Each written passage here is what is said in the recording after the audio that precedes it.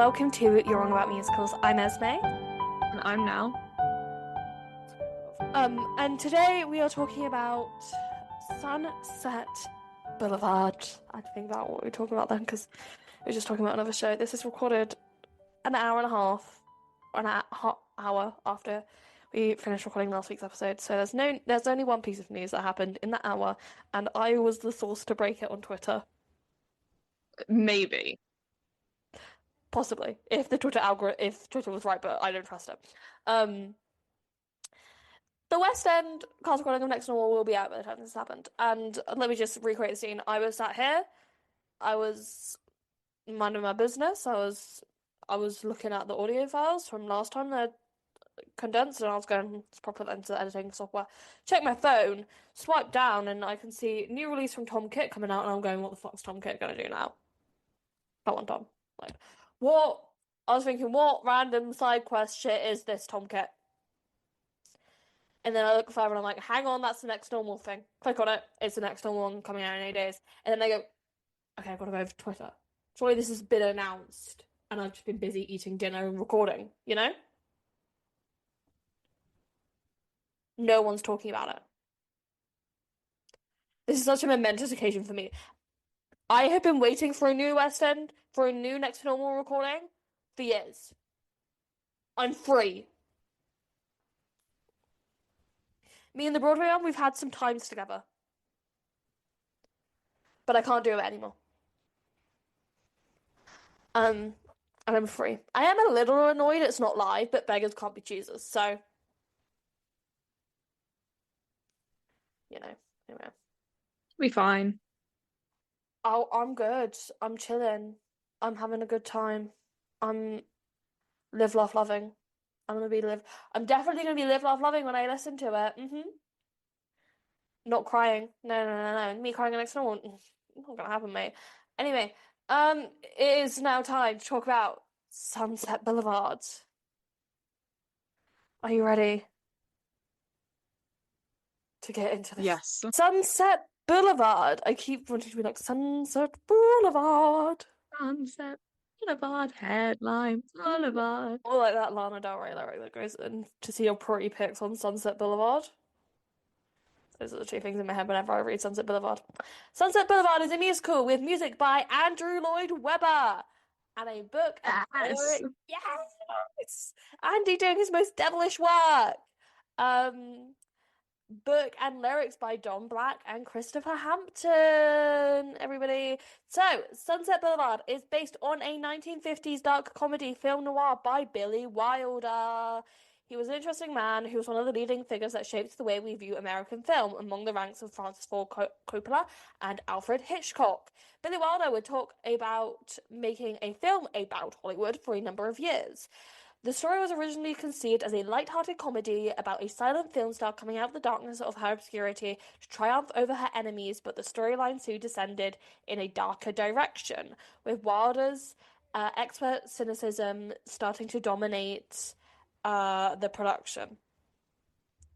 In the 1940s, when Wilder began working on the story, many of the houses on Sunset Boulevard still remain, sticking out the scenery with their grandiose decadence and occupants, who once frequented billboards and posters along the long extinguished silent movie era.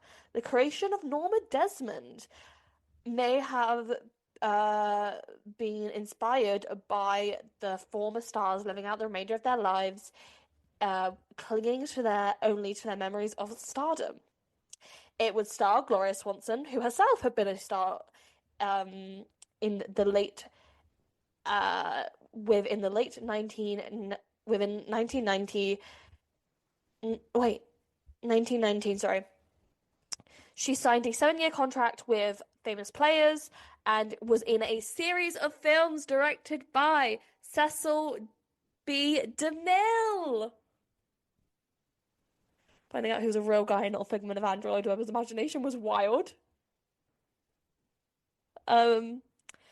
She would start churning out 4 to 6 films a year, being one of the most successful actresses in America. She was a trailblazer old Hollywood star in every sense of the word. but she was confined by the idea of morality clauses. After leaving famous players Latsky, she would join United Artists, where they would let her make whatever she wanted, only if it was one, even if it was only one film a year. Here she would make Sadie Thompson, which would be commercially and critically successful. However, the lifestyle she was leading her towards bankruptcy.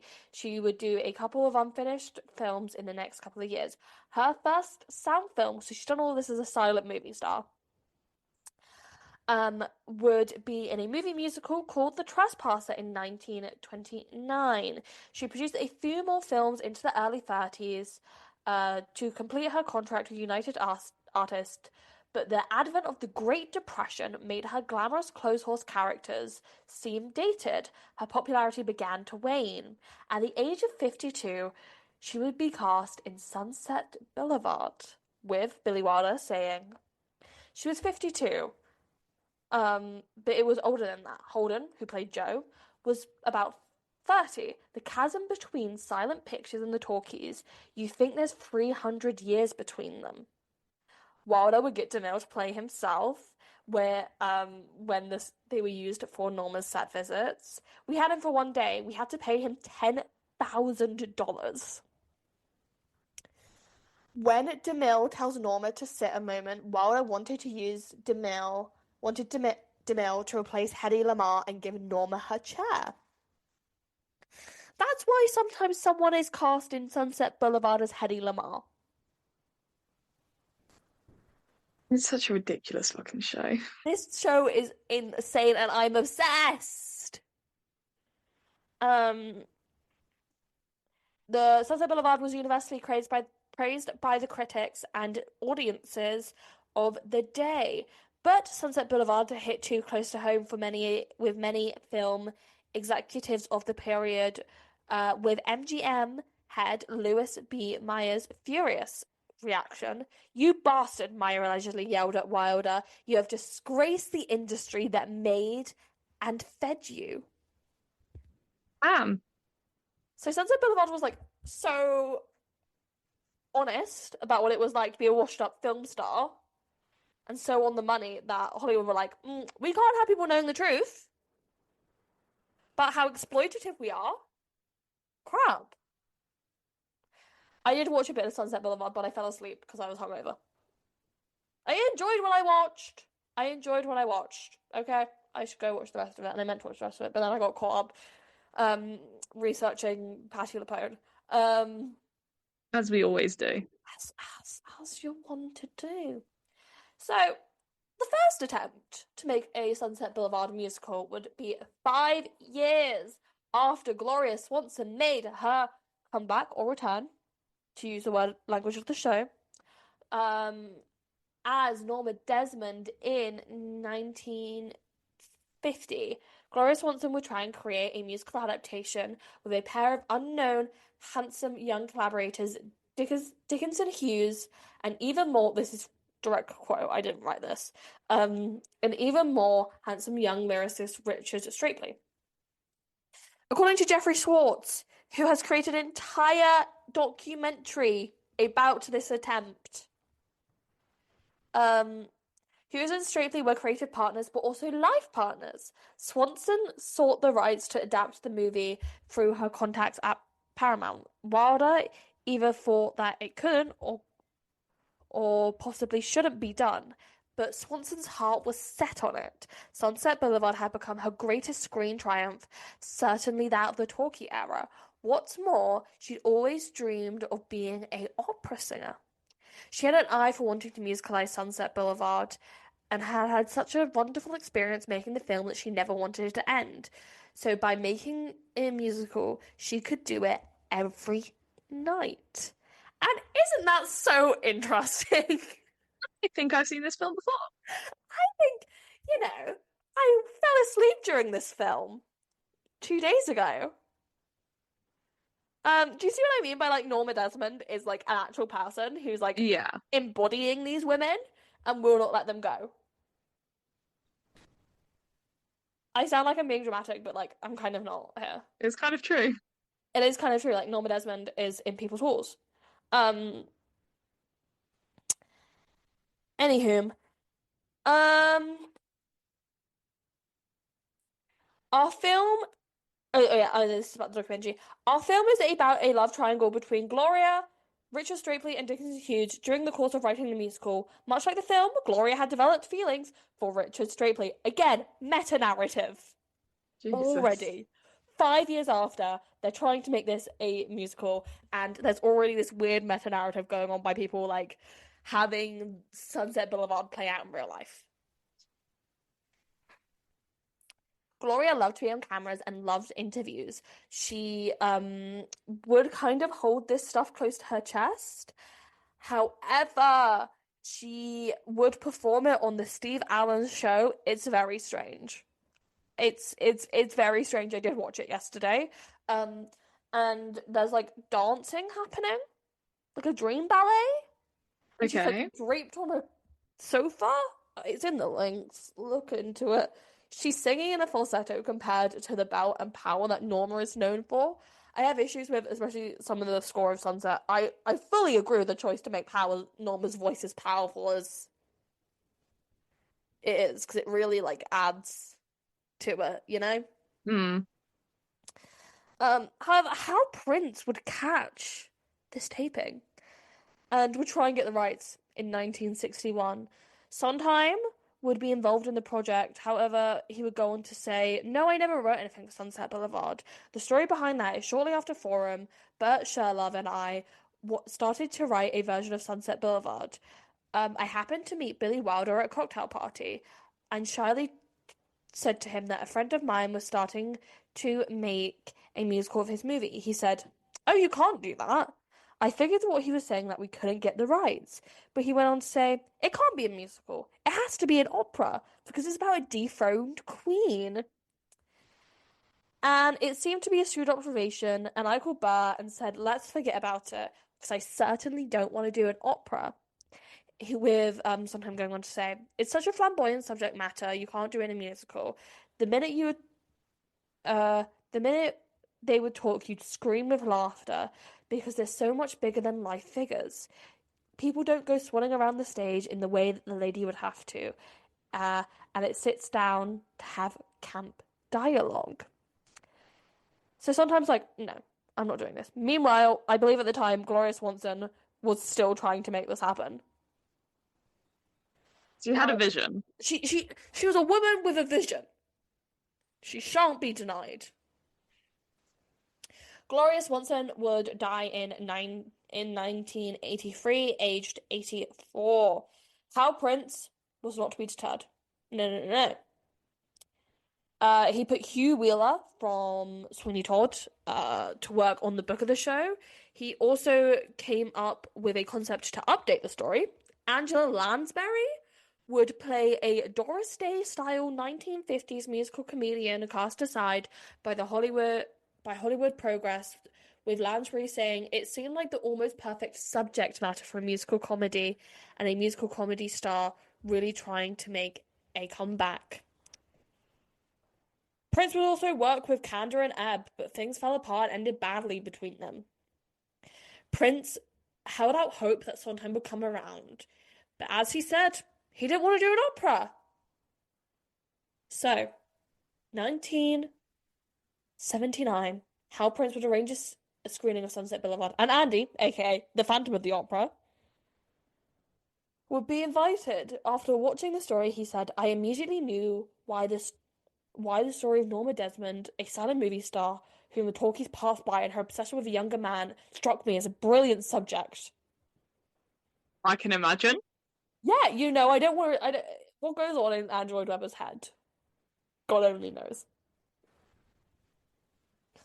But it is the kind of thing he'd see and go, "Yeah, musical."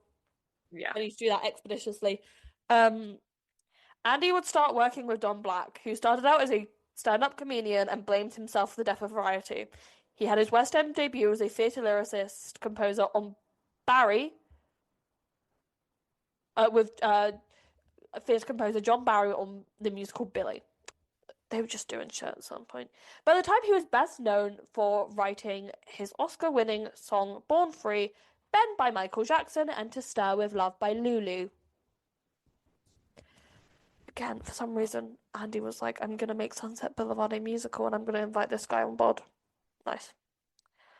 They had just worked together on the song cycle Tell Me on a Sunday. You know, sometimes I think I have a handle on like all of the Andrew Lloyd Webber musicals, but then I read something like this and I'm like, I don't.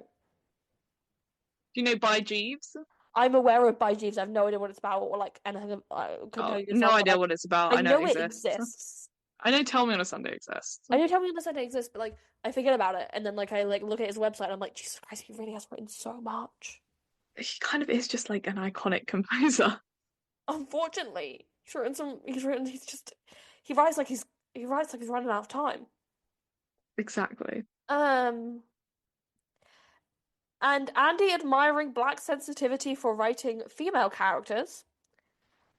Black also had a knack for precisely tailoring songs to the composer's set in stone melodies. One of the new songs Andy and Dawn came up with was the theme of Norma. Andy had composed the theme to Puccini's musical climax that never got off the ground. It was sweeping, intentionally Puccini-esque melody that built to a soaring climax, but then it would go on to be used for Cats. God damn. For Memory and Cats. Um, the other fragments were made their way into the film Gumshoe in 1976. Okay. When Prince would let the rights lapse, Andy would snap them up. However, he was too busy at the time because he was writing Starlight Express, Phantom of the Opera, and Aspects of Love. His best musical. We are massive fans of Aspects of Love. We definitely did not jinx its closing. No, not us. Not us. Not us. Not us. Not us. That's not something we would ever do. That's not something we did ever because we respect Andrew Lloyd Webber and all of his creative endeavors too much. Exactly. Yeah. Um, he would be like it would be Aspects of Love would be happening while he would start to work on Sunset, and the original plan was to apparently around this time he was asked to write some stuff for the Little Mermaid musical, for the Little Mermaid. And he said no. No, I think Howard Ashman got it instead. Damn. Um, yeah. Who? It was originally like how Andy originally wanted Howard Ashman to collaborate. Mm. However, due to his deteriorating health, due to contracting AIDS in 1988, Rice was approached, obviously. If we're just going about, we've got to include Rice. Got to include Rice. Got to include Rice. And past deeming the characters of Sunset Boulevard to be too unsympathetic. Mate, Okay. he wrote a musical about the Perones. And they were sympathetic. Okay. Knowing that Andy needed a lyricist, Schubert Organization chairman Gerald Schoenfeld suggested that he contact Amy Powers, a former real estate lawyer making a pivot into songwriting. Powers had completed the BMI Liam and Eagle musical theatre workshop. This is where we got like shows like Avenue Q, next to Normal from. So it's like a reputable thing. Out of the blue, Powers answered the phone only to hear a distinctly aristocratic British voice on the line. This is Andrew Lloyd Webber. I'd like you to come meet me in my house in the south of France. I want to talk about writing a show with you. It was like saying to someone, wow, look at you on the bunny slopes. I guess I'll see you at the Olympics next week, but impossible to turn down. Honestly, yeah. If I got a phone call and it was like, "This is Andrew Lloyd Webber," Yeah. I'd be like, "Yeah, whatever you want, man. Andy, I'll do it. I'll do it. You know, I'll go there. Like I feel like at the time, a lot of people were like, "Why the fuck did this woman take this job?" And it's like, okay, Andrew Lloyd Webber's on the phone to you. You're not gonna go, Andy, I want to try and be a struggling artist and not take you up on all your money and connections and resources. What year is this? 89. Yeah, you're saying yes to Andrew Lloyd Webber. Yeah, Andrew Lloyd Webber has just come off writing The Phantom of the Opera. He's like the musical theatre guy right now. He is God. And it is like this is what we need to remember while he's doing all his shenanigans. He is on top of the world right now. Yeah. Nothing can stop him. From the outset, the collaboration was not what Powers expected. In stark contrast to the dynamic collaboration and exchange of ideas in BMI, Lloyd Webber's tunes were ready-made, many several years old and set in stone. He would like to have a lyricist to write his music what he'd already done, she said, and it was less back and forth. Powers was struck by Lloyd Webber's commercial instincts, his insistence on songcraft with pop charts in mind. What does what does this song need to get on the radio? He would ask her. Lloyd Webber was pleased enough with the fruits of their partnership that when he married his third wife, Madeline. Okay, so this No. might be a couple of years later. This might be like 91. Yeah. But still, like, he is the Phantom in a good way. Yeah. 91, he still hasn't had like a flop I mean, like, anytime recently. aspects of love, but Phantom's still making batshit money that no one cares. Yeah. He had like 10 shows on Broadway or something crazy like that. I think Starlight. It's like he hasn't written Love Never Dies yet. Yeah, like he hasn't. He's still riding the high. Patti LuPone hasn't jinxed him yet. Yeah. You know? Early 1991, okay. Elaine Page performed one of the new songs at the wedding, With One Small Glance, which after a rewrite would become With One Look. Weird song to have at your wedding, guys. Sure. I mean, I think is arguably one of the best he's ever written. But like, why at the wedding? Why at the wedding? Come on, Andy. I know you can't bust out any of the Phantom love songs because that'd be weird. Yeah, because the ones he's gonna pick. Music of the Night. Nighttime sharpens. Andy would have Don Black come back and write the music with Powers. She would say, "My sense of play and joy skyrocketed. Here was somebody I could go back and forth with. We had a similar sense of humor." They would take long walks around Hyde Park together, coming up with the project. Powers remembered the excitement of the moment that Black came up with the song title and key lyrical phrases as key lyrical phrase as if we never said goodbye. During Act 1, when Act 1 was revealed in Sidmonton of the summer of 91, Elaine Page, messy diva. I love Elaine Page. Every time I go to the charity shop to look for CDs, I find like 20 Elaine Page CDs. And I never buy them because I don't need Elaine Page CDs. But like, love her. We need to appreciate Elaine Page and her. Like, she was just kind of letting all this mess happen around her and not getting too involved, and I have to respect that. Elaine Page leaned over to Black during the section of One Small Glance and say, "You've got to do something about these lyrics." After the presentation, Powers went back home to New York and read Alex Wichtel's column about theatre. So Alex Wichtel was just kind of Messy Boots reporter number one. Back when the New York Times did actual rumors and not just puff pieces. Shout out to her. Saying, "This year's dish, all about Sunset Boulevard. Two stars often mentioned to play the starring role are Liza Minnelli." Could you imagine?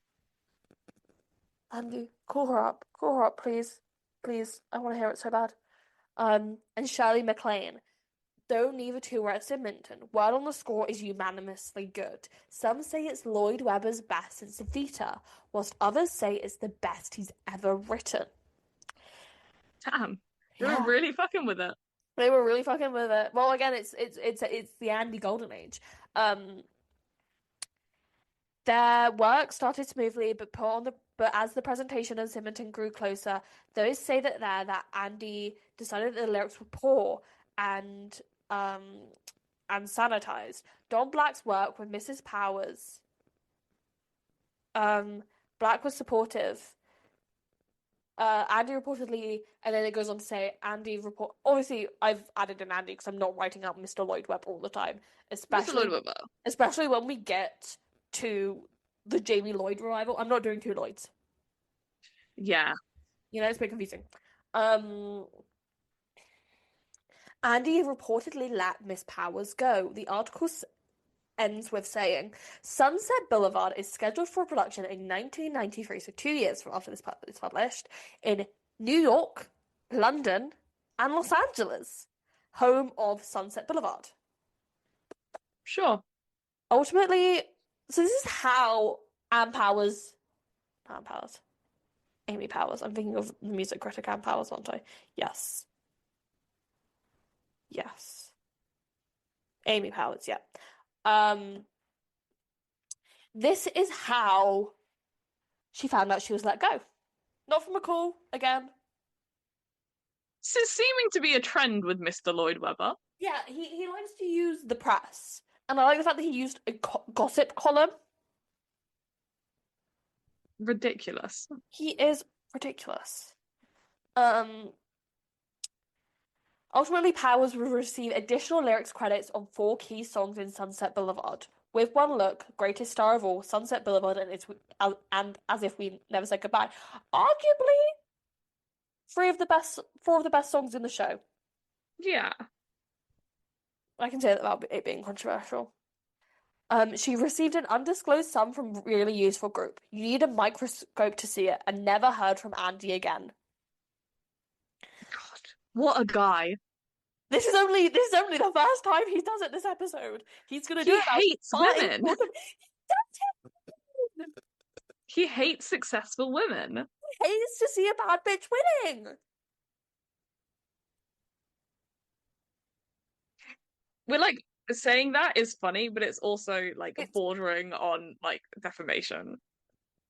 a joke, Andy, we're joking. We're joking. We love you. We love you so much. Love you so much. I don't think you've made any mistakes, especially not in relation to your handling of Sunset Boulevard Yeah, or how you treat women. or how you treat women or your cast members. Exactly. Moving on. Work would resume without Powers, but the addition of Christopher Hampton, who was the writer behind Dangerous Liaisons on Broadway, a Broadway hit, and then a film starring Glenn Close. Good Lord. It's all connected. Casting for Norma Desmond would be a circus. In August 1992, Patti LuPone was in Los Angeles, starring in the 4th season of the dreary ABC drama Life Goes On. I was listening to Patty's memoir the other day. She hates this show so much. It's so funny. It had been 5 years since her last Broadway role in Anything Goes. She would say in her memoir. If I'm quoting Patty directly, it's from her memoir. I miss singing. I miss being on stage. Then David Caddick, Andrew Lloyd Webber's longtime music director, called her an invitation. Would she like to sing the lead role of his new musical Sunset Boulevard at a workshop presentation at Edmonton Festival? She didn't hesitate. Are you kidding? She thought. With Kevin Anderson, who would play the role of Joe Gillis, LuPone rehearsed for 3 weeks in LA during drilling the songs in her trailer. She had a hunch that the workshop would actually be on audition to do the full-fledged production. In the September presentation was a success. She sang the first solo with One Look. The acoustic effect of the tiny building was electrifying. One report read that Meryl Streep sat in the front row and was teary-eyed at the show's end. That's a dream. I want to be at Sydmonton so bad. I know he doesn't do it anymore, and I take back every word I need him to bring back Sydmonton, and I need to go. Bring back Sydmonton. I want to go so bad. I've got someone who can take us there. Don't worry, we've already arranged it. Like we know how we're doing it. You just need to bring back Sydmonton Festival. You just need to bring back Sydmonton Festival and have us. We'll sign any NDA you want. We'll do. You know, you can make us sign an agreement that says we'll only talk positively about all the shows. We'll do it. Yeah. Whatever you need. Whatever you need. We just need to go to Sydmonton. We'll pay you a $5. Yeah. You don't even have to acknowledge our existence. Can you just like let us be flies on the wall? You can take away my phone. Like we can be like servers there if you need it. Yeah. Like Yeah. We can do anything. Just let us go Sydmonton, please. Yeah. Just please let us go to Sydmonton. Please let us go Sydmonton. Then Patti LuPone would get drunk at a pub afterwards. Icon. And so she was drunk when Andy pulled her aside and went, name your price. And she said Kevin Anderson, who was playing Joe Gillis. She later said She wished she'd said, call my agent. Damn. Foreshadowing here. Rumors were flying that Streep was the one to play Norma. One gossip columnist went as far as say that Meryl Streep had been offered the role. Barbra Streisand, at Lloyd Webber's invitation, would record With One Look and As If We Never Said Goodbye. Lepone said she felt like she'd had her thunder stolen, just as she had when Streisand recorded Don't Cry for Me Argentina before she was opening Evita. So she was like, I'm going to get up on that stage and everyone's going to compare me to Barbra Streisand because Andy keeps letting Barbra Streisand record his songs. Yeah, before I get the chance to do them, the original person. So really, it should be me setting the precedent. And I'm like, thanks, Patty, go off. Also, there's this really sad story that Powers had of she had to like buy herself a ticket to go see Barbra Streisand perform these songs that she had written or outright. Whereas like Don Black got to go and like sit with her and like play the piano and like listen to her sing the songs for free.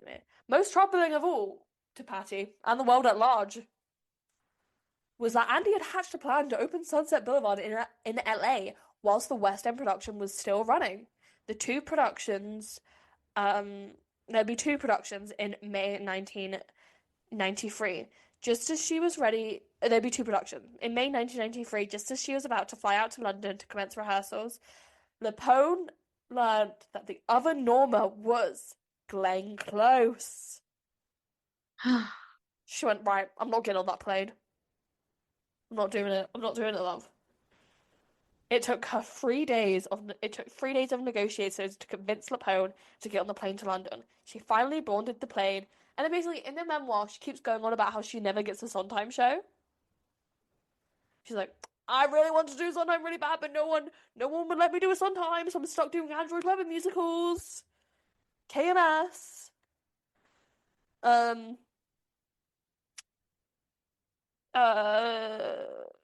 Yeah, she boarded the plane. She received a call asking if she would play the role of Fosca in Sondheim's new musical Passion.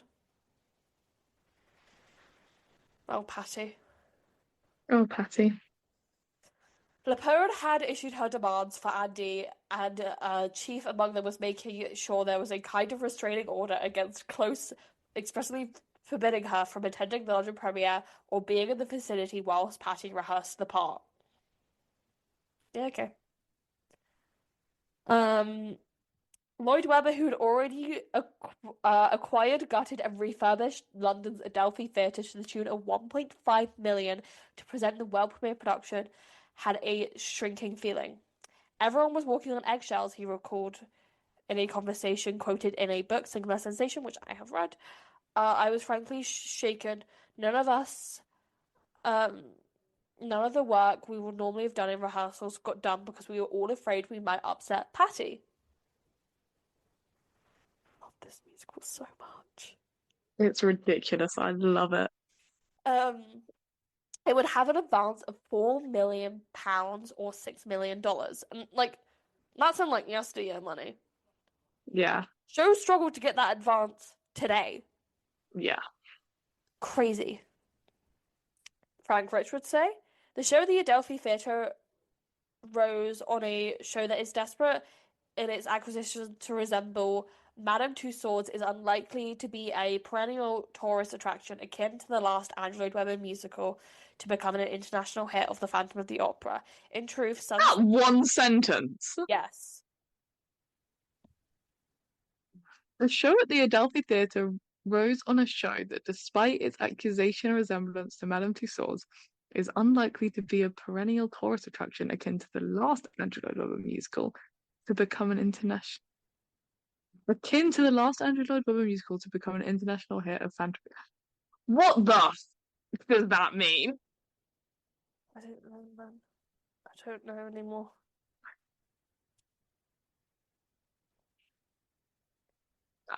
In truth, Sunset tried very hard, arguably to the point of artistic imprisonment, to fulfill Mr. Wilder's aerobic masterpiece.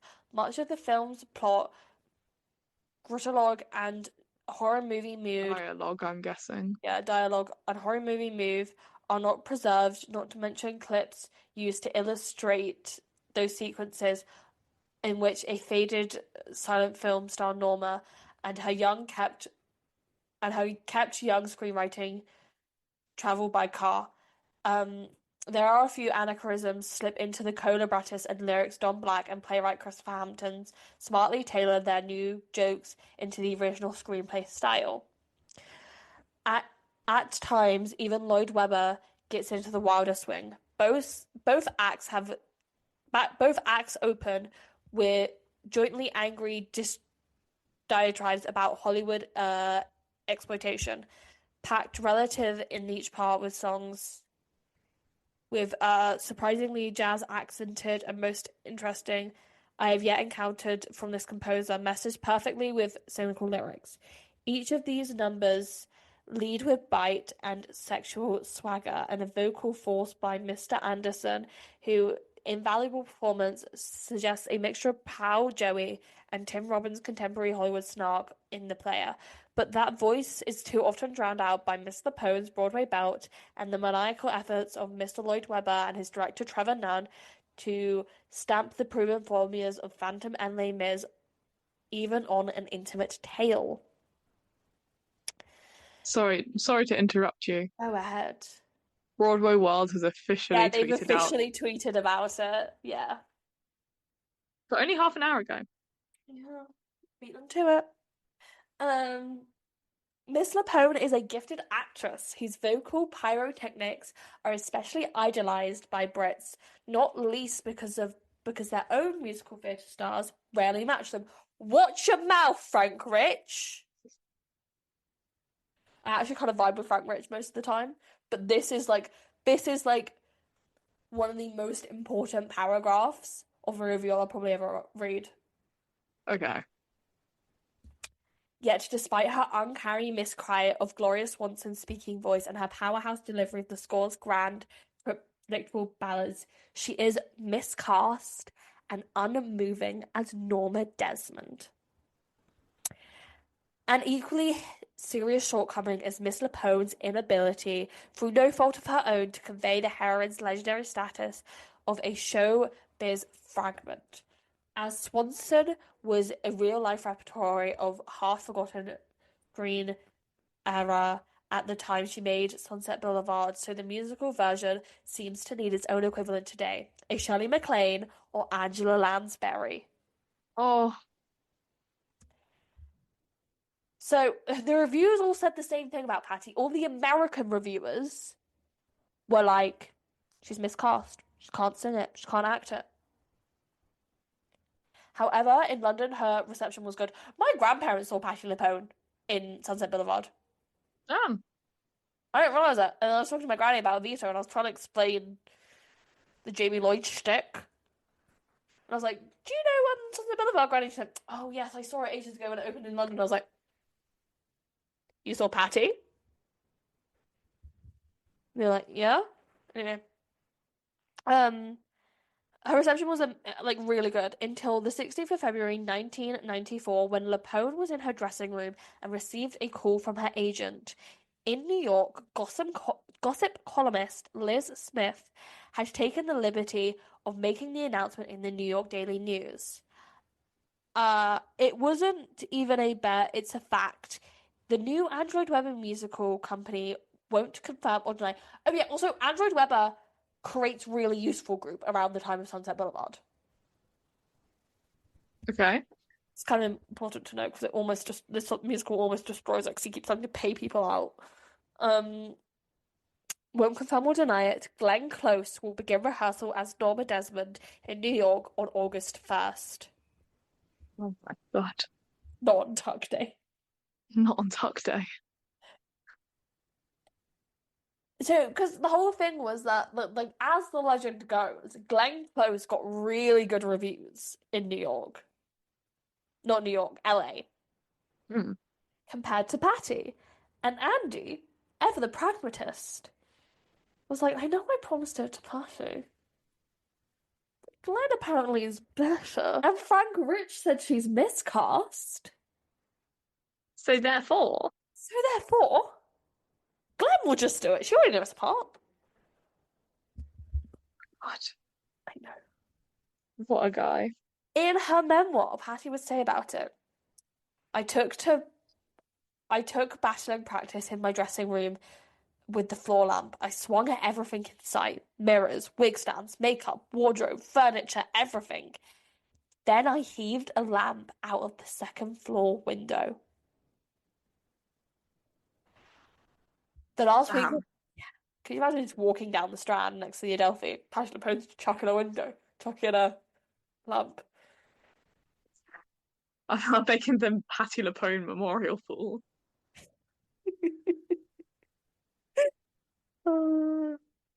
The last weeks of her playing Norma felt more personal to LuPone. There's a scene in the show when Norma is looking over her old movies and she has a line about being discarded. I owned that line now. Her Norma was better and more crazed than ever. Lloyd Webber wrote LuPone a letter saying he was upset she had to go. She had to go. Shit in He your was hat, thought LuPone.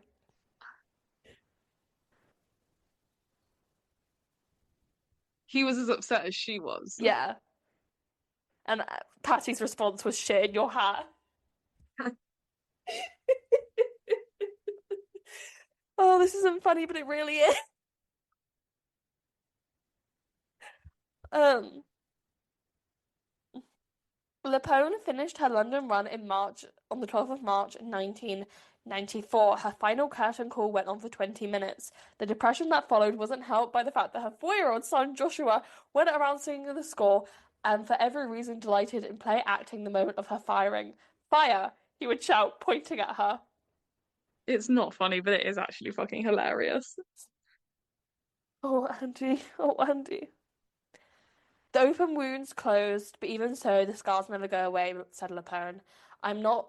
I know I'm the same person I was before I went in Sunset Boulevard debacle. I'm the same person who came out of it. I'm just wounded, bruised, beaten up, and bloody. So maybe I'm not the same person. Maybe I'm a little bit stronger for having survived it. LuPone took legal action against Andrew Lloyd Webber for breach of contract. You wouldn't have needed to see a microphone to see her settlement payout more than 1 million. Thus, the Andrew Lloyd Webber Memorial Pool was born. Andy would say about the whole experience, I was incredibly hurt by the things that Patty said and the way I was perceived. To Good Lord. replace Patty, they'd have Betty Buckley replace her, who was nominated for an Olivier Award, question mark. I don't know, Olivier Awards do whatever they like, I guess. And then Elaine Page would replace her. Um, so they needed someone to replace Glenn Close in LA. So they cast Faye Dunaway, who is probably best known for playing Bonnie Parker in the movie Bonnie and Clyde. Okay. But apparently she couldn't sing it. I don't know why they hired her. She couldn't sing it. Andy, care to explain? Just wanted to sell some tickets. Probably did actually. Probably did. Yeah. And Andy had to pay her 1 million after he sued, saying, "I hope I'm the last in a long line of artists who have come into this man's productions in good faith and had suffered a great personal and professional injury at his hands." Andy's spokesperson Peter Brown countered, "Where we've never seen a lawsuit with so little foundation is stick up it, and we're not going to tolerate it." They would close the production, costing $4 million in tickets as Dunaway.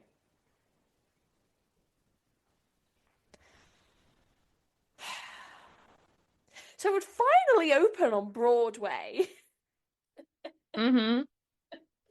on the 17th of November 1994 after 17 reviews.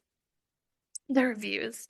New York Times by David Richard, 1994. When it's good, it's outlandishly good. When it isn't, it's big. Both observations may be of secondary importance, however.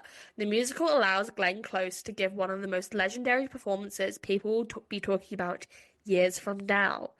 As the film star Norma Desmond, a turbaned relic who considers herself the idol of millions, the actress takes breathtaking risks, venturing far out on a limb at times that you fear it will stop. It doesn't. The portrayal, stylized in the way of a demon in a kabuki play, is shrewd and hugely manipulative. Norma Desmond isn't a luminary of the silent screen for nothing. Miss Close is one of our finest actresses on instinct alone. They are a transfixing pair. However, when Close is off stage, in fact, Sunset Boulevard loses much of its macabre originality that makes it a common piece to Phantom of the Opera. Mr. Lloyd Webber and director Trevor Nunn are no fools, though the mundane patches are never permitted to last too long, for a surge of melody or a stunning stage effect lifts the musical out of commonplace and sets it back to its fateful disclosure, to its palm-veil fringed Hollywood light. Sunset Boulevard certainly has no hidden depths, no secrets, no ambiguities. The film can claim its more highly developed sense of irony for a sharper comic tone, whether we can take it or not. The machinery and the various public appetite for spectacle are remaking the contemporary musical. Even Norma's glimmering motor car, a 1931 Washita Fusimi, earns an entrance applause.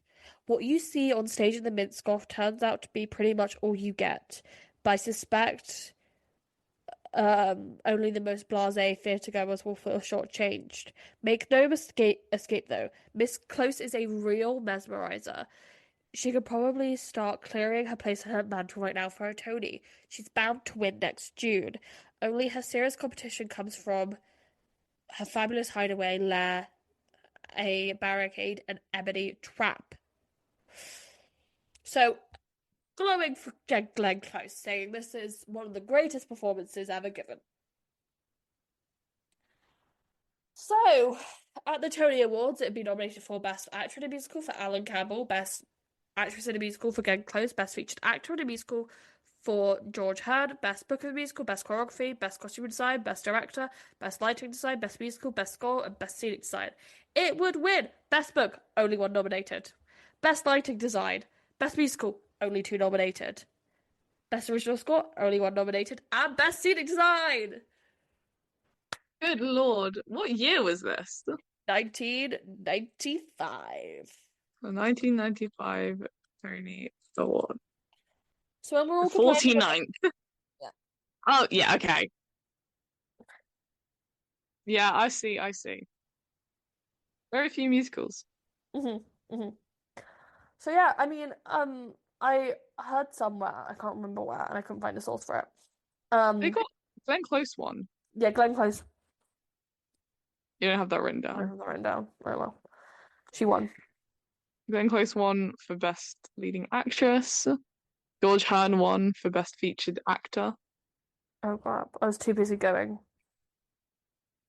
Yeah, Best Book, Sunset. Best Original Score, Sunset. Scenic Design, Sunset. Yeah. Lighting Design, Sunset. Yeah. And that's it. Um, And like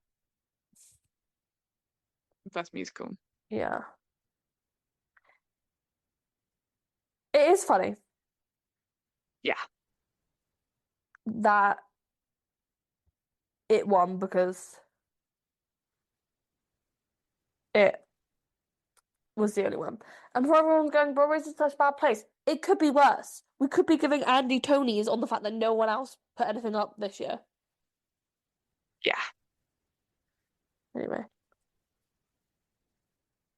However, despite it winning big at the Tonys against such stiff competition of itself, it would close after 2 years on Broadway at a financial loss of $13 million. Jesus. Dude, it's not all these divas you're having to pay out. It's the way your company's managed that's causing it to fail. Yeah, like I feel like maybe some of this could have been avoided. Yeah. He has this great quote after going around paying divas out and their lawsuits causing mess in 3 major cities. He said, I nearly had to put my whole company up for sale. The joy has gone from it. I never wanted to go near a theatre again. But you did, didn't you, Andy? You did go back to He a just theatre. had to write Love Never Dies You just had to write Love Never Dies. and Bad Cinderella. What did he write anything in between them?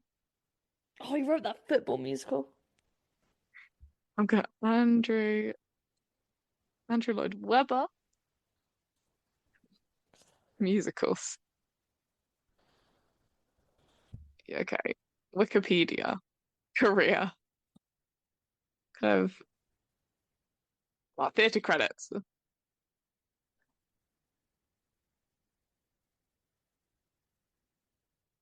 Okay, yeah. Sunset Boulevard 93. Whistle Down the Wind 96. Oh, that was a fail. The Beautiful Game 2000. The Woman in White 2004. Oh God, how did I forget about that? Love Never Dies 2010. So we took a And then The while Wizard off. of Oz. Oh crap, that was actually the first musical I ever saw. With Michael Ball. Yeah, Not Michael Ball. Michael Crawford, sorry. yeah. And then Stephen Ward in 2013, and then School of Rock in 2015, and then Cinderella in 2021. Good Lord. Good Lord, Andy.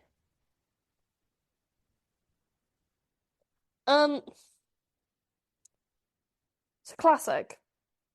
Let's just do a rundown of the Andy and Patty feud quickly. While we're here. Sure. Patty would say, "We haven't made up. No, no. He did what he did. The poor guy seems to me he kind of wants the critical success that Sondheim has. Oh, she kind of, Kind of got yeah. him. She kind of got him She there. she kind of got him. Andy, get up. Andy, Andy, Andy, respond. Andy, Say power diss something. track. Go to your lair and come up with something. Andy. Andy. Right, Love Never Dies right now. Right, Gustav. Now. We need Gustav like never before. Gustav is the answer to her saying to Patty LuPone saying he'll never be Sondheim. I feel bad for him. In many ways, he proved her point. Yeah. When he did Love Never Dies. LuPone was also furious with Glenn Close. It probably didn't help that Clyde, her on again, off again boyfriend from her youth, again she talked about it all in her memoir. She loves oversharing. I love her for it. Was in a relationship with Close after him and LuPone had broken up. Same got generational beef. Good Lord. With her saying in 2018, her issues with so people believe that her and Glenn Close had made up because they all went out with John Hamm and Andrew Reynolds. Why not? Saying this is when I started losing my mind when I was putting this together. If you couldn't tell. Sure. With her saying that's bullshit wrong. I went out with Andrew and John, and Glenn was at another table. Glenn had to come up to us and sauntered up to John Hamm and had to make it herself known to John Hamm. Haha. I fucking love her so much. In 2018, and Patty and Andy would enter a taunt in 2018. When she was rehearsing for singing at the Oscars, LuPone arrived. Andy arrived first. LuPone swept in a few minutes later. Witnesses held their breath, and she picked up the microphone. Hello, Andrew. Hello, Andrew. She said, turning to the room. She said, "This is the taunt, ladies and gentlemen." There were big laughs. They embraced and went to work. I think that's fair. I Yeah. think, LuPone was the bigger woman. I think about her saying "This is the taunt" and then singing "Don't Cry for Me, Argentina" all the time. Icon. I love Patti LuPone so much. Every day I think about that, and that's the kind of energy I want to have in my life. Sweeping into a room saying, "This is the taunt against my enemy who I said would never be as good as Sondheim." So I haven't mentioned it yet, but it's very important to Sunset Boulevard. Glenn Close really wants to do a movie of this. Okay. I found an article from 2007 saying she wants to do it. Bear that in mind. So Sunset Boulevard, the musical, the movie. yes. Don't laugh. Okay. It's Glenn Close's biggest passion in life. Okay. He wants to be Norma Desmond again. I'm sensing a theme. I believe you now that Norma Desmond is like A real person. she's possessing these women. She's possessing these women. No, because okay, so basically our new favorite Twitter account, Tom Francis Updates, Tom Francis updates. made a post being like Sunset Boulevard interview bingo. And one of the squares was Nicole Scherzinger starts talking about Norma Desmond like she's a real person. And I was like, but she is. I don't think you understand. To these women, Norma Desmond is a real person. When Sunset closes on Broadway, if Nicole Scherzinger starts talking about wanting to do a movie version, like it three The, times, the once rumor is is like a joke, twice is a coincidence, three times there is a ghost. Norma Desmond is like a demon haunting these women.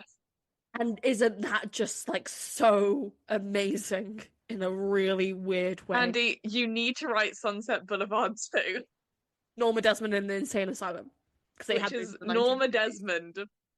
She's dead, but she still wants to be a star. So she just keeps like, She's in hell. because She's gonna go find Joe Gillis and but make him make her she movie. keeps possessing these women Mm, and like that are like rising stars, hmm ruining their careers, hmm and then finding the next woman. And then we get to present day where she inhabits the body of an influencer.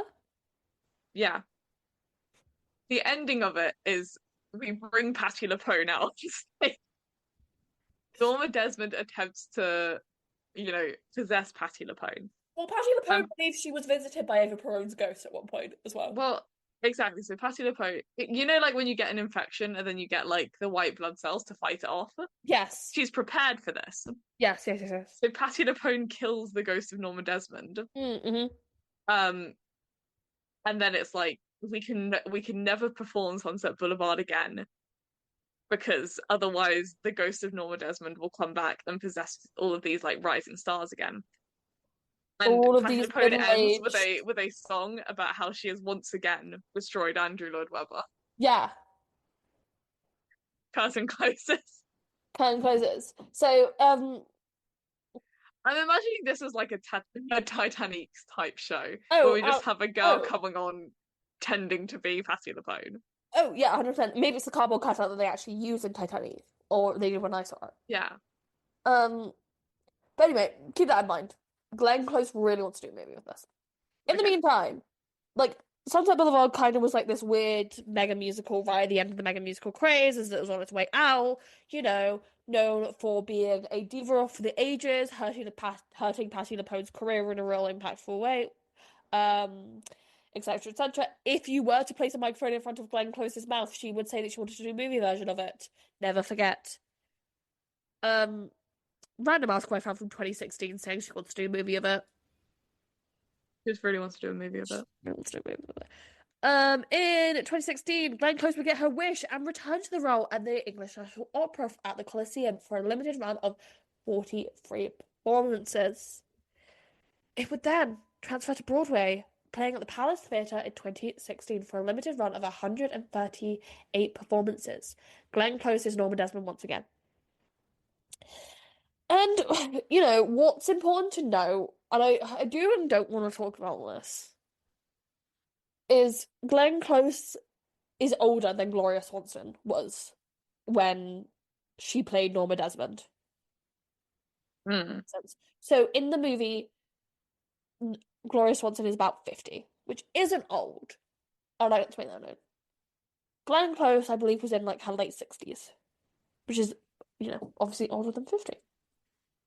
So I feel like and Glenn Close constantly going on the mic and saying, I really want to play Norma Desmond again. Someone make a movie so I can play Norma Desmond again.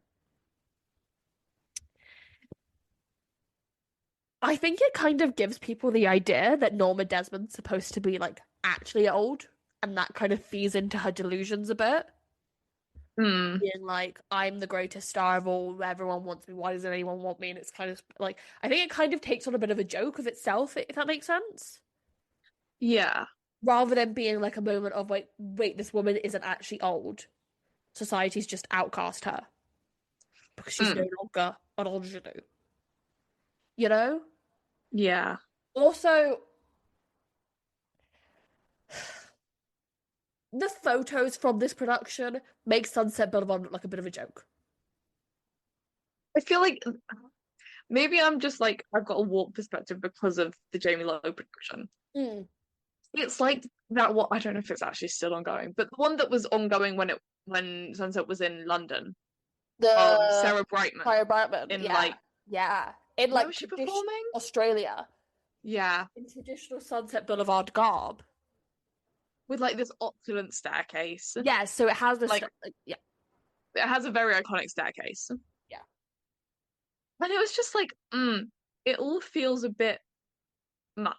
And maybe it's because like we were coming out of the pandemic and like everyone was poor. There was a cost of living crisis, still is. yeah. And also, I think it's that same thing of like, I love Sarah Brightman so fucking much. Sarah B. You Wheeler. know, I'm up there with Andrew Lloyd Webber and how much I love Sarah Brightman. Yeah, yeah, She is old.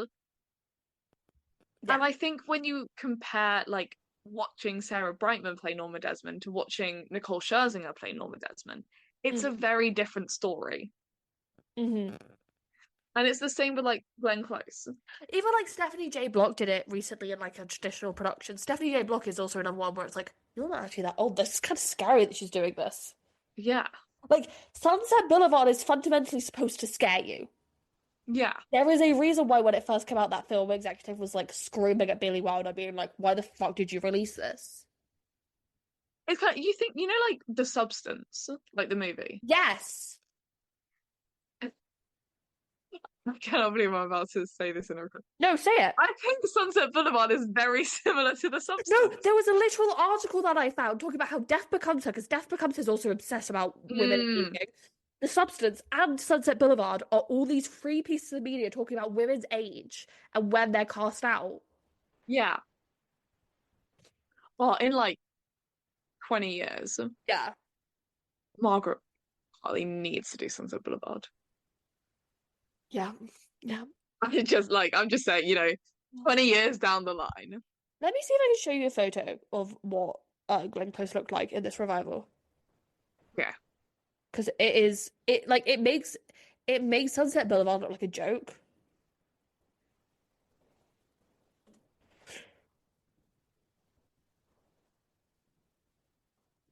So that was her, like that. Look at that outfit. Yeah. It kind of looks like a parody of itself. Yeah. Like it very Like, much seems more like she is delusional yeah, about, rather than the world is wrong. yeah.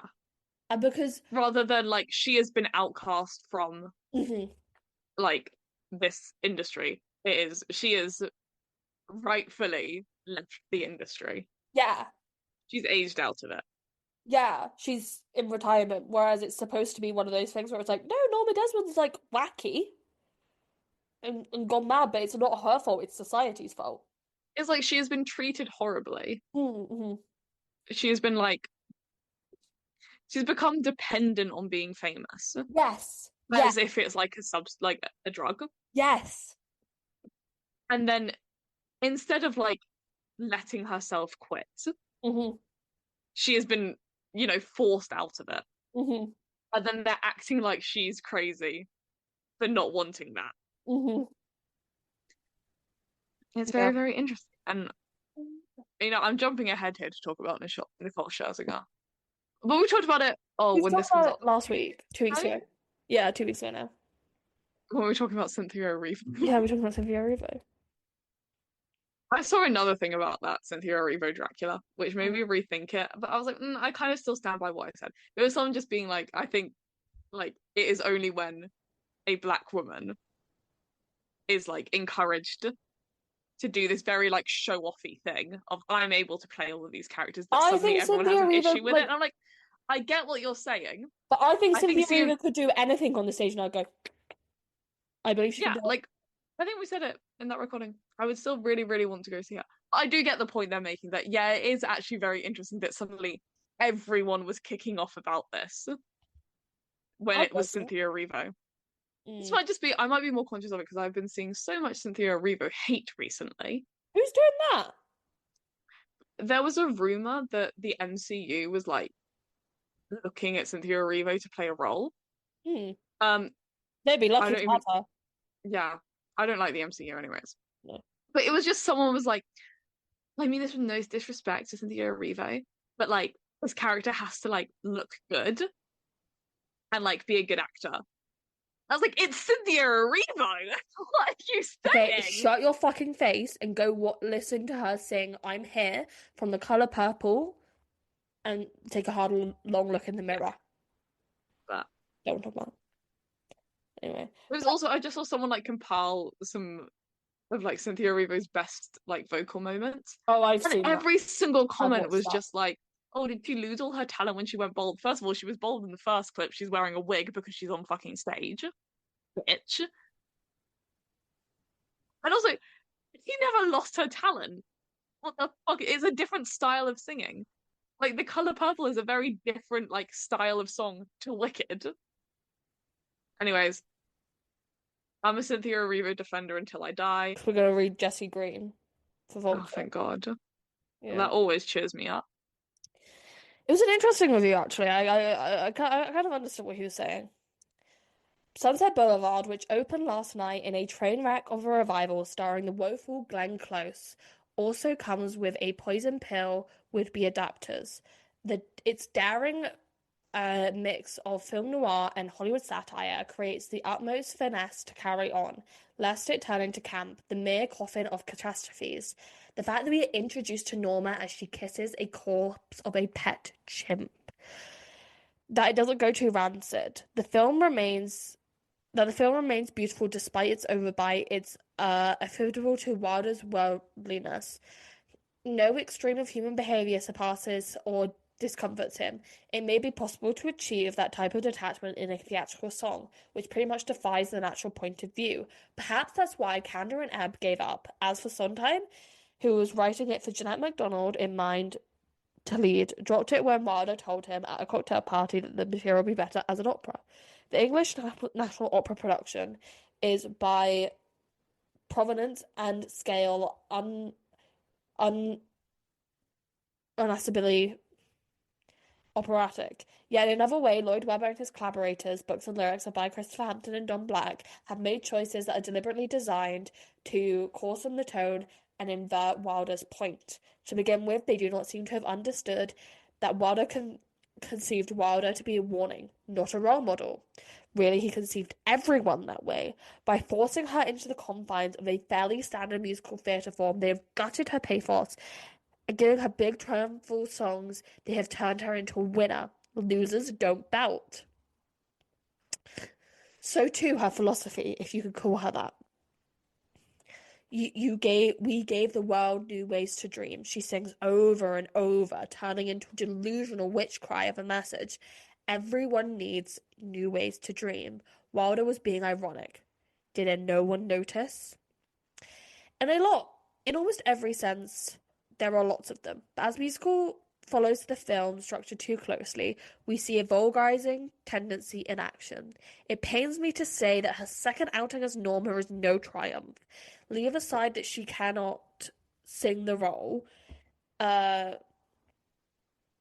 head voice is now pitchy and hooty. Her chest voice is raw and unregulated. It's also madly over-amplified to achieve the effects deemed necessary in a big number. Great acting is meant to compensate, but her new interpretation of Norma, a meter more playful, less otherworldly, actually makes things worse. A cinematic final scene in which she goes completely bonkers seem completely underprepared. The insanity thus is unreadable and it's pitiable. To say that it's real Norma Desmond performance is not good. It's just big. It was eligible for Tony's. Glenn Close wasn't because she'd already won one.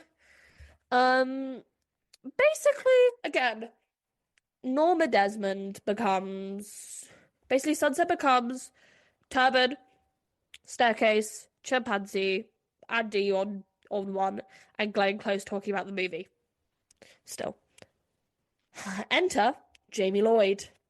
Oh my God. Jamie Lloyd loved musicals as a kid. My dad was a truck driver who used to listen to Andrew Lloyd Webber in the back of his truck. I would go around these kinds of industrial estates and motorways around the UK listening to Evita and Joseph and the Amazing Technicolor Dreamcoat is Jesus Christ Superstar. after doing Coachella as, like, quote, Coachella, he thought, I really want to do this again. So I was listening to the best of Andrew Lloyd Webber when he had a dream um, of some imagery of the production and knew Nicole Scherzinger from the Pussycat Dolls needed to play Norma Desmond, which you can imagine is the weirdest thing to ever pop into your head. Sure. Jamie Lloyd, I believe you 100%. I found out where Jamie Lloyd was from this week and it sent me to the moon. Had to explain the politics of some seaside towns to Nell quickly. Yeah. Um, as I spent quite a lot of my time in that region. Funny as shit. Um, Yet when Lloyd approached her about playing Norma, Scherzinger hesitated. Gloria Swanson's grand yet general performance as Norma in Billy Wilder's 1950 original loomed large, and Scherzinger, who's 49, wasn't sure she was the right person to play a faded talent. I can't say she was faded. There are many roles Nicole dreamt of playing. This was not one of them, Lloyd admits. But Lloyd made it clear that he wasn't interested in positioning Norma as predatory has-been obsessed with a younger man. He wanted to expose the entertainment industry's ageism, the way that the obsession with the young snuffs careers of many performers while they're still at their peak. This is something Scherzinger understood all too well. The tragedy is I'm at my prime, Scherzinger says. I'm stronger than ever, my voice has never been better, and the industry doesn't see that. They see your age. They discard you, they dismiss you. The starting point for us is simplicity. It is a bare minimum. We need to chart the journey of the characters. It turns out we don't need much. It allowed us to press reset on the piece and discover it anew. It would be announced to happen for 60 weeks at the Savoy Theatre. The rest of the cast would be Tom Francis as Joe Gillis, Grace Hodgett Young as Betty, David Faxon as Max von Merling. I remember when this was announced and happening. I have a very vivid memory of walking. I think it was right before the day before we recorded the Phantom episode. Because I was thinking about Andrew Lloyd Webber. And I was walking down the tube because I went to Covent Garden to get something. And I was walking into the tube station. I saw Nicole Scherzinger in Sunset Boulevard poster and I rolled my eyes. I was like, ugh. Do we need another Andrew Lloyd Webber revival? With a big star attached to it, like, who cares? Like, isn't this one Patti LuPone famously got fired for and started throwing shit? I went on with my day. Girl, you should have bought tickets.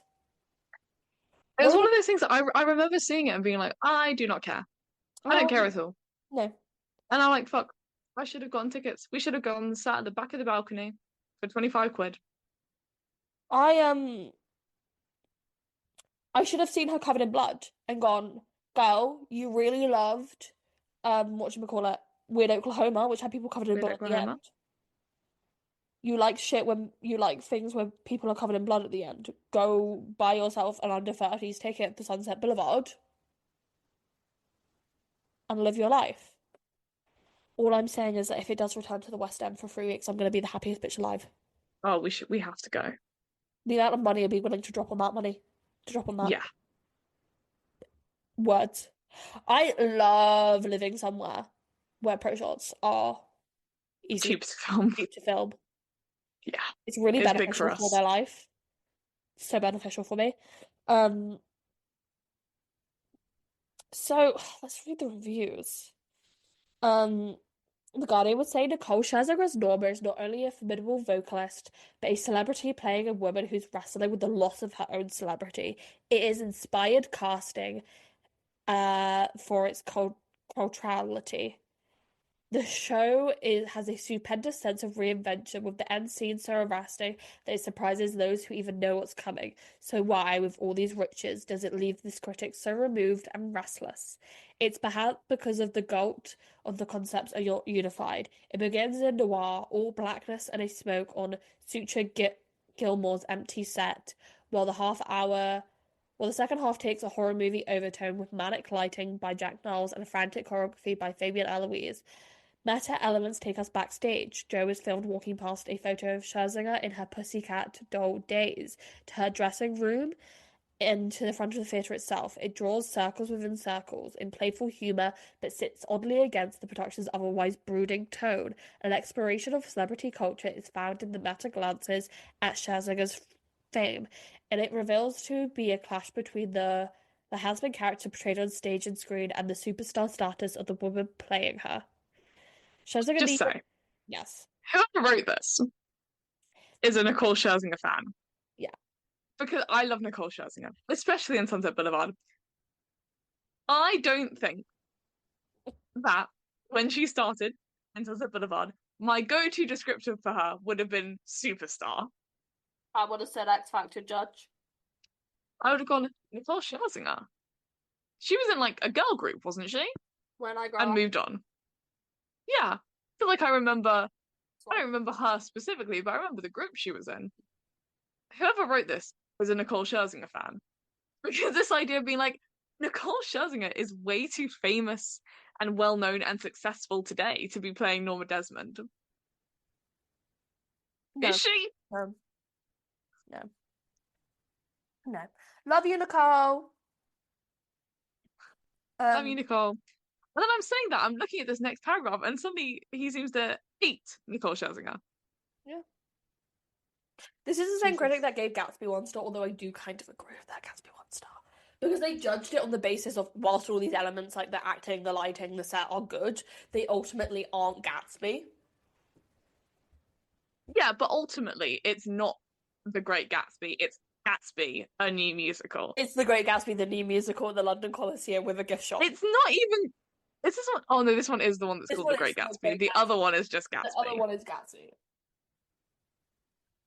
Yeah, like ultimately turning Gatsby into a musical, I don't think you're going to get Unless you're Florence proper Gatsby. Yeah. Allegedly. Someone please leak that to me, please. Please. Please.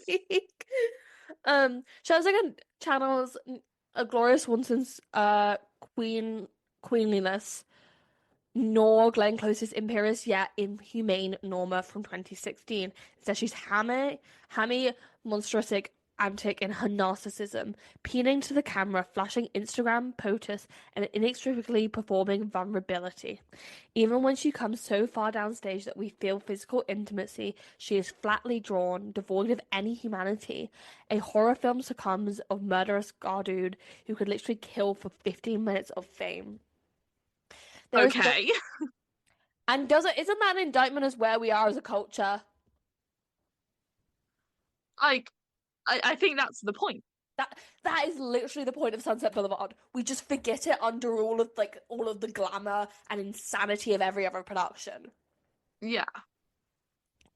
There is great vocal power to the songs, including the titular number "Sunset Boulevard" by Joe, as well as the "New Ways to Dream" and "As If We Never Said Goodbye" by Norma. The pace is slowed down for the songs, and the images invert, whilst the radicalism of Lloyd's staging builds up against Lloyd Webber's far less radical score. Even so, it may incite strong emotions. For some, it will be the show of the year. For me, it was emotionally empty. Either way, few people will walk out indifferent. Time out, enjoyed it a lot. Yeah. In fairness, that Guardian review.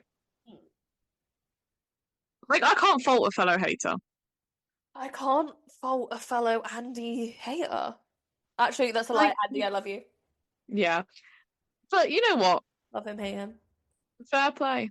I understand the point. In the show's ballsiest stroke, Lloyd leads into this. Scherzinger gives an unexpectedly, this is time out by the way, unsettling performance as a woman hollowed out by the fading memories of her glory days. A nighty-clad warp madwoman in the attic. She's barely there when Tom unexpectedly turns up at his mansion. But she springs to life to relay live footage on the big screen. None of the other characters are able to see them, but in the meta movie, one of many shown, Norma, is drawn like a moth to a flame, unexpectedly pouting and vamping away. While Scherzinger is good looking, the extreme close-ups are not flattering. With Jack Knoll's superb lighting, she looks old, distorted, even inhumane at times. It's an incredibly gutsy thing of Scherzinger to do, especially with dancer Hannah Yoon Chamberlain on hand to inexplicably play the role of young, beautiful, silent Norma. There's something kamikaze about her full-on embrace of the insecurities of an aging star. She's also with a staggering power for reasons I cannot get into here. dances very mean robot. She does have her limits as a performer. She doesn't engage naturalistically with the people around her and has less control over her voice than her castmates, but it all works. Separate, stilled, and strange, just as Norma should be. It's hard not to fixate on Scherzinger, but there's a terrific cast around her. In many ways, Francis, who carries the production. His turn is a lot more conventional than Scherzinger's. A production can't just be balls to the wall weird. So that says wall to wall. Wall to wall. I'm actually losing my mind. He's wonderful, jaded, and seen it all writer, finding humor in the role and taking it seriously. But also taking it seriously enough to stop Lloyd's production from inexplicably imploding under the weight of its own absurdity. Newcomer Grace Hodgett Young is particularly excellent as Betty, Joe's love interest slash slot-in shot at artistic redemption. She radiates a willing conviction in the power of Hollywood that contrasts Norma's cracked, Monterey-bound belief in only herself. I'm gonna skip ahead. Is Sunset Boulevard a good musical? I don't really know the answer to that. In some way, it has great songs, New Ways to Dream and Sunset Boulevard, but it's more accurate to say that Lloyd's production simply stops you caring about the tonal discrepancy between the film and the musical than actually finds a way to fix the show. But as a piece of live theatre, it's awesome stuff. Jamie Lloyd seems one of the best directors in a long time now. For me, this seems like a landmark for him. The perfect synthesis between the gleeful glory showmanship of his earlier work and the more challenging airiness of his most recent stuff. Pictures may have gotten small, but the theatre has rarely felt so alive with possibility. I think that's kind of true for when Sunset Boulevard first came out. Mm-hmm. But now I feel we are oversaturated with Jamie Lloyd stuff. Just necessarily a bad thing. A lot of them have been good. I did have that thought when I saw him in New York the other day. I was like, dude, your Evita opens in a month. Yeah. How is he doing all? I just want to know, like, how is he doing all of this?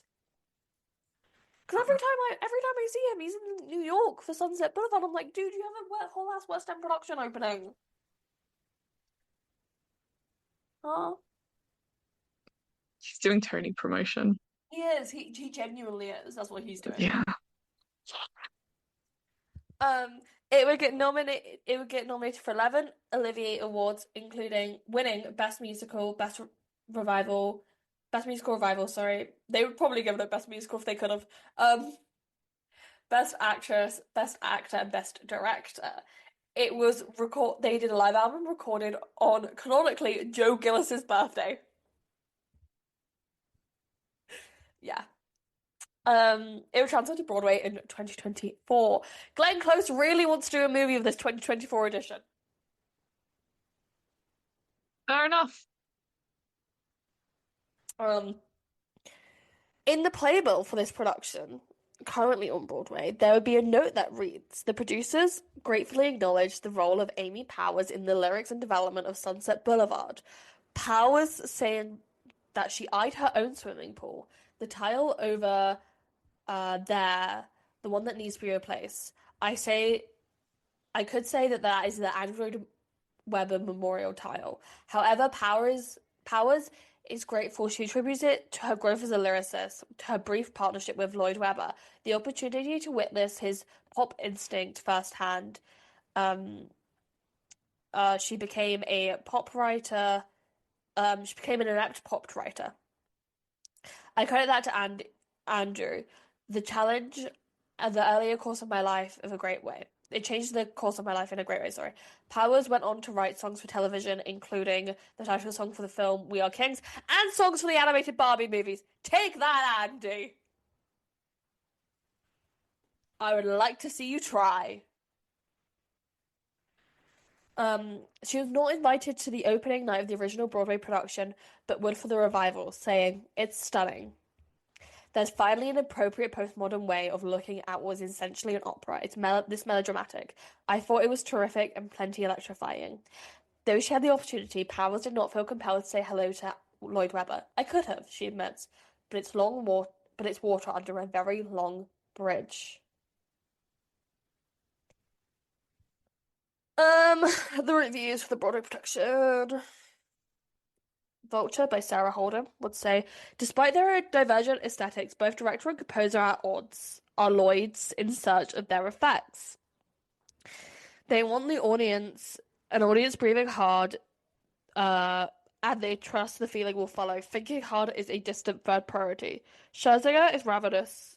Ravenous's performance provides a great part of the adrenaline, but the show is jolted into new lights by the collision of Spartan Lloyd verse with a push and purple of Lloyd Webber's score. Chu described the composer as, in the 80s, mounting a kind of Marxist coup on musical theatre in the name of operatic notion of primo la musical. Nothing, neither the plot nor character nor social issues, not even good taste, could be more important, she wrote about his shows. That's what happened when the invisible beam of music shot across the theatre into the souls. The productions of Lloyd Webber's aspirations of Puccini have long tended to be hat for hat. The music throbs and flourishes. So does the stage, loaded up with gondolas, chandeliers, fogs, and fashion of fur and roller skates. Lloyd, true to his form, turns the other way. He and his collaborators are the set and costume designer, Shooter Gilmore, and lighting designer Jack Knowles, and video designers Nathan Azim and Joe Ransom craft a spare, echoing dungeon littered with towers of LEDs.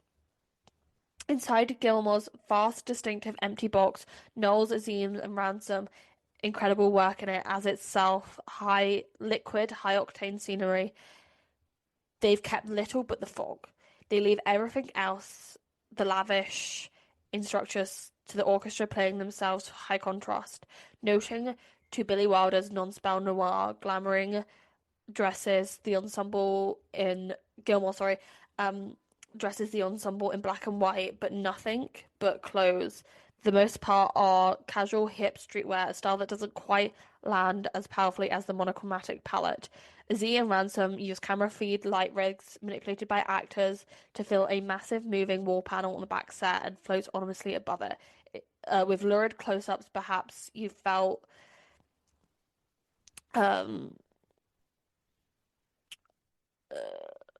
perhaps you've tried the device and perhaps you haven't, or at least there are functions to keep the movie or the idea of movies alive in the space. So flaring up nostrils, dilated pupils, and garish eye spiderish lashes. The actors, especially in the group numbers, sing Don Black and Christopher Hampton's score splashly, knowing lyrics with dead eyes and straight stances. In the propulsive opening number, Joe is introduced to us as a shadow, sparkling world of the Paramount Studios. Choreographer Fabian Aloise keeps the cast back from any kind of canvas belt cynicism. Once they've deposited beside Joe, a downstage center, they stay vapid, staring out, motionless, hands in pockets, before dispelling into the back of the line. It may be the lack of real struggle for Joe's soul, Betty has no chance, but ultimately it makes this sunset more striking than moving. The production runs on its ability to stun. Francis such TikToked live recorded adventure through the bowels of the theatre onto 44th Street at the top of the second act during the title number is a legitimate rocket and a spectacle as a cocaine jolt. And as the show's built to its mad climax, Aloise plunges the ensemble into crisscrossing chaos. They dash around the space like cars, tangible freeways moving downstage, unified. Pina Blanchard mass leaning forward ominously across the footlights until their bodies hit the same slant as Gilmore's massive background panel that just floods with red for the first and only time. It's a hell of an effect, and it's only one. It's no doubt that Jamie Lloyd's sunset dazzles in the beholding. Though the further you walk away from it, the more you may find yourself feeling like poor Joe Gillis. Remember the thrill of it, but you've somehow smived empty betrayal. Hooray for Hollywood!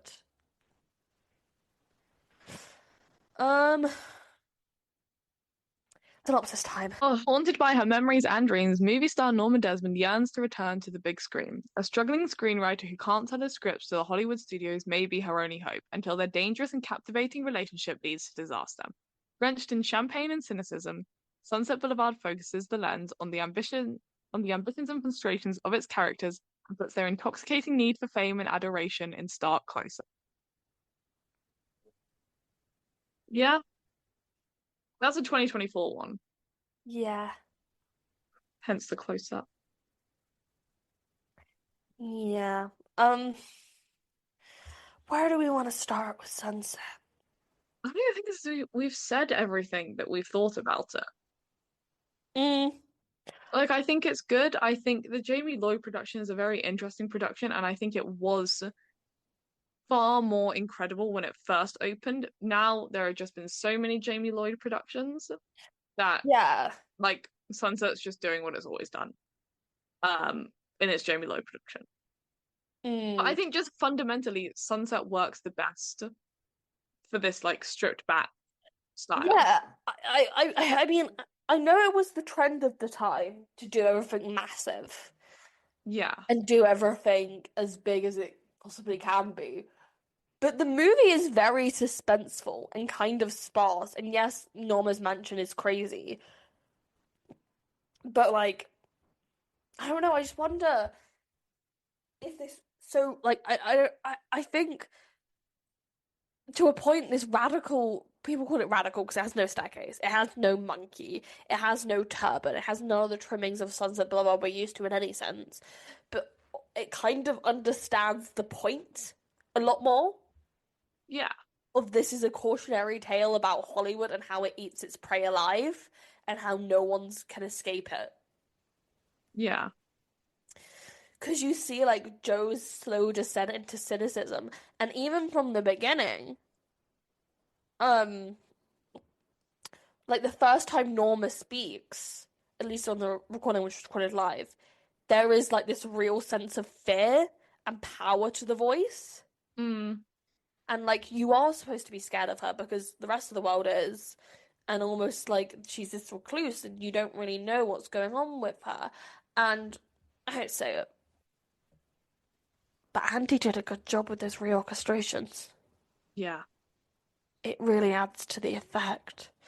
I think it's one of those things where it's just such a like kind of crazy concept, like trying Mm. to describe what this revival of Sunset Boulevard is. Because we already said like we were cynical of it when it was just Sunset Boulevard with Nicole Scherzinger. Yeah. And then to hear, by the way, everything that is like iconic about Sunset Boulevard, we're not doing that. Also, there's cameras. Also, Tom Francis is gonna walk down the Strand Mm. and sing Sunset Boulevard. It's like all of that sounds ridiculous. It just somehow works perfectly Like for when you like actually what they are trying to say. and like even like the idea of like having a young Norma and it being like this crazy thing of like, oh, we're gonna have a young Norma. It's like again, that makes complete and total sense because while she's never mentioned explicitly on in the thing, in the like book or in the lyrics, she is something that Norma is haunted by. Mm. She is like the idea of youth is something that Norma can never get back. I think it's well having the young Norma be a dancer who is Mm, not gonna like talk or sing. yeah. We kind of just like she's a silent movie star. Yeah. And also, I feel like that's a really interesting commentation on the idea of like young girls stay quiet. Yeah. Young girls, when they start talking, as Norma's doing, and she's talking in this big, bellowing voice, and like the whole world, like everyone else goes really quiet when she talks. It's just, it's smart. Jamie Lloyd did a good one on that one. Yeah. I think it's like last week, about 3 hours ago for us, Yeah. we were talking about like Dear Evan Hansen and how I don't think that that can be saved by Mm-hmm. different direction. Mm-hmm. Things like Next to Normal, which we talked about last week, and then Sunset Boulevard, maybe think, fuck, maybe it can. Yeah.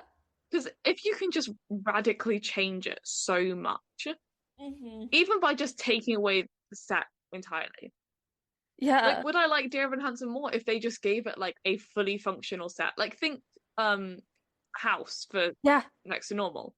If Dear Evan Hansen had a massive fucking set like that, Well, because Next to Normal didn't originally have a set, really. It was yeah, just like some scaffolding.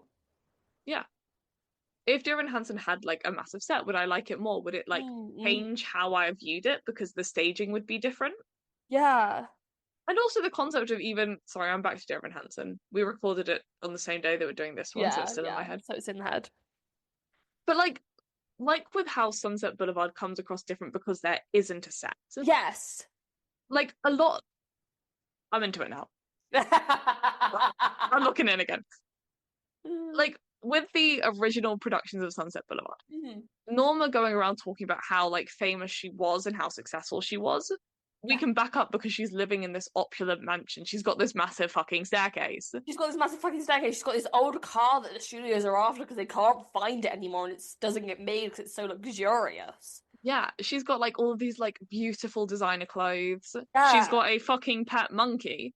Yeah. Also, like, the pet monkey is like that. I feel like the pet monkey in like the film is like it's like kind of written off quite quickly of just like an introduction to this woman being a bit mad, whereas in the Yeah. musical it's like, and she's got a pet monkey. Isn't that weird, everybody? Let's talk about how weird Norma's pet monkey is.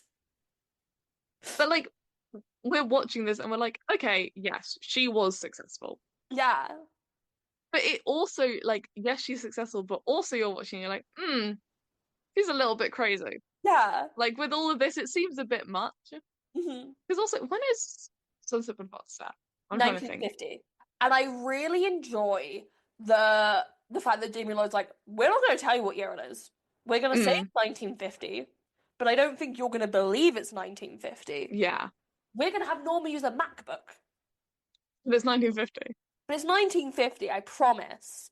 And it's like, I appreciate that because they're still fundamentally talking about the studio system, which is something that's not used anymore. But like, there are still other mechanisms that hold that power over our lives today. Yeah.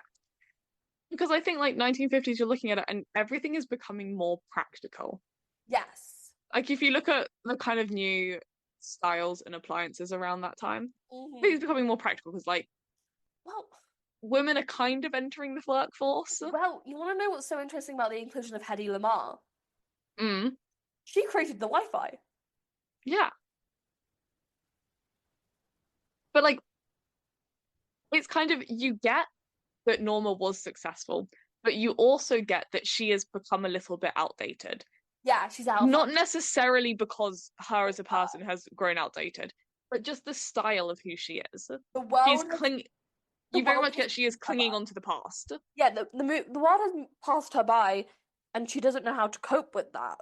Like Max still sends her fan mail because she won't be able to cope if Yeah. there's no one waiting for her to return. Whereas I think with this revival, there's no reason that her life when she was incredibly famous is any different to her life now. We Mm, don't see her living in like this luxurious mansion with mm, her staircase. mm. By all means, she like you can imagine it if you want, but ultimately she's living in an empty stage, Yeah, you know? Like it seems very much less like she is clinging on to the past and more like she is rightfully furious yeah, that she has been discarded because nothing about her has changed. She has aged as everyone does. Nothing else about her has changed. She hasn't become outdated. Her way of life hasn't become outdated. mm, Like she's not suddenly not the right look for any movies. mm. She is still a good actor, we find out. She has travel that people are scared to hear her talk. So Yeah, it's not like she's got a weird voice that they don't want in like talking movies. yeah, Nothing has changed. yeah. So why is she not famous anymore? No, why is she not? And the answer is they just passed her by. They just Yeah, didn't have a use for her anymore. And I think that's also when like Betty comes in, that idea of yeah, usefulness, because Betty is useful to the entertainment industry. She is yeah, young, she has ideas, and she seems to be in the right moment. yeah. Like, I love Grace Hodgson Young. I love Grace Hodgson Young. We all know this. Betty, Andy, what the fuck were you doing with her? Yeah. You make her a wet blanket, man. When she ain't a wet blanket. Joey and Jo, Joe and Betty's love stuff is so boring. Yeah. It's literally just like Andrew Lloyd Webber, like outtakes of aspects of love. God bless the two of them having to get through that. But the other thing of like she's almost like she like Joe no, sorry, Norma is almost like fascinated by Betty because here's this woman who's allowed to write and like she is useful to um Mr. DeMille. She is useful to all of these other people around her in a way Norma never was. And Yeah. Like she's young. her usefulness isn't conditional. That's what I'm thinking of. Yeah, it's not conditional because we're also told that Norma started when she was incredibly young. She started at the age of 16. And Max, who's now her butler, was one of the directors of the film she was in and married her. And you're like, okay. And now he's playing into all of her delusions. Like I think the 2024 revival. I'd probably that one was it was 2023 here? 2024 as well? Yeah. It played through the new year, yeah. Yeah. Um the Jamie Lloyd revival. Mm. I think it because it is so stripped back, it makes you actually think about Sunset Boulevard rather than just being like, wow, mega musical. Wow, set piece, big belty song. Wow, turban, Wow. monkey. Isn't that funny? Yeah. You're like, wait, women are not supposed to age, but when they do, they're done. And then what do they do? Yeah. I think I hate to it is probably one of the like best musicals Andrew Lloyd Webber has ever been a part of. And he tried to make it worse. I know, but Jamie Lloyd really brought it back. So good at writing musicals about complicated women and their relationship to the public eye. Yeah. Um, there's another thing I was gonna say. Oh yeah, the whole thing of Norma doing like influencer speak and talking about Yeah. star signs, and everyone was like, "Ha, that's so current." Girl, that's in the original movie. That's that's way back. That's way back. One of the first things she says to Joe is, "What's your star? When's your birthday? I want to see if our star signs are compatible." And actually, Jamie Lloyd cut the song where Norma talks to her astrologer. I would have loved it. He also cut the song where they go shopping together. You know what? Jamie Lloyd was wrong for this production. Bring him back. It was one of those moments there's like a quip in the movie that you're supposed to chuckle at. It's like the lady's paying Mm. as they're in the shop. I was actually awake for this part. And then in the musical it's like, and the lady's paying, so let me get you this. Let me get you this. And but then Betty brings it up in like the New Year's part. She's like, you got some nice new clothes. But obviously you don't because he's wearing the same fucking clothes that everyone else is. Sunset Boulevard is kind of a comedy. It is. It's objectively ridiculous. Like, it's balls to the wall comedy. It's like it's on one hand deeply like concerning, but then when I was watching the movie, like the movie's the same way. One moment you're like, wait, this is kind of creepy. Why am I kind of scared right now? And then the next moment you're like snickering at these people and their insanity, all of their insanity. Joe like running around trying to stash his car because he's ran out on payments, like being insane and delusional about that, and then running into another delusional bitch when two delusional bitches meet. And they're just constantly dunking on Dayton, Ohio. Incredible. Joe's just like, I gotta get out of this town. I gotta go to Ohio, where I'm from. Yeah, I kind of think that's all I have on Sunset Boulevard. I think it's a very good show, but I think it's just got such a long history. Not even that it's like it is relatively recent. It's what, 30 years ago? Yeah, The musical. yeah. But they've been trying to make this a musical. Like this, the idea of a Sunset Boulevard musical has existed for like 70 years. Yeah.